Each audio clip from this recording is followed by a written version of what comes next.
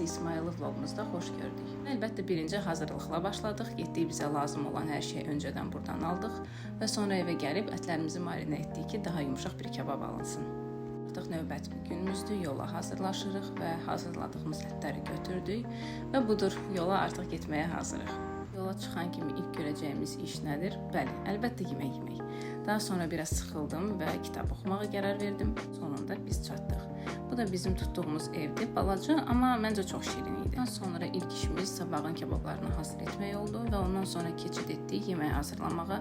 Çox yorğun idik, ona görə əlbəttə ki, ən sadə yeməklərlə davam etdik və biraz yoldan qalanlar idik. Da yenə kitab oxuyuram, amma nə yalan deyim, videodan sonra yenə sıxıldım və dayandırdım. Burada artıq axşamdır və biz çıxdıq kebabları bişirməyə. Bilmirəm, bu bir tək bizdə belədir, yoxsa hər kəsdə. Biz tətil eşidən kimi ağlımıza ilk gələn şey kebabdır. İstirahət eləmək, kebabların fərqli növlərini bişirməkdir. Nə qədər yaxşıdır, nə qədər pisdir, bilmirəm.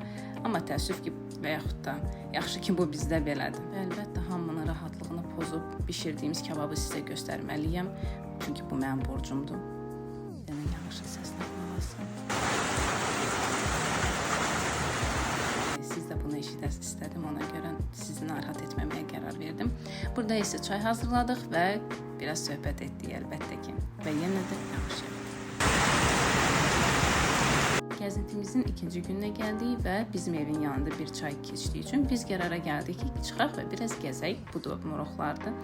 Burada isə sadəcə oturub suyun səsinə qulaq asdıq, sonra biraz daş topladıq.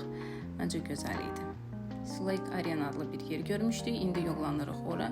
Biz bildiyimizə görə orada gəmi gəzintisi olmalıydı, lakin biz orada heç kəsi tapa bilmədiyimizə görə və orada yaşayan insanları narahat etmək istəmədik.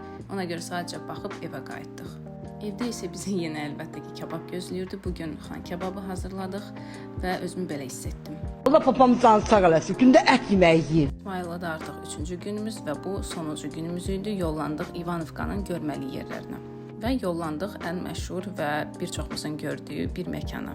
Məkanın çox və çox maraqlı tarixçəsi var və siz əyləşən kimi sizə kitabça verirlər və siz onun tarixçəsi ilə tanış ola bilərsiniz. Gördüyünüz kimi, demək bir təqaüdçü cütlük Amerikada yaşayır və 35 il sonra bura qayıdır və burada belə bir məkan açırlar. Məkanın sahibi isə özü yaxınlaşır və hər kəsi qarşılayır. Hətta işçiləri çox mehriban, çox səmimi idilər və sizi belə gəzdirib hər şey ətraflı danışırlar.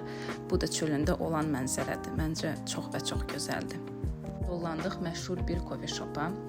Çox rəngarəng idi, fotozonaları həqiqətən çox idi. Yəni ki, şəkil sevirsinizsə, hər küncündə rahatlıqla gözəl kadrlar ala bilərsiniz.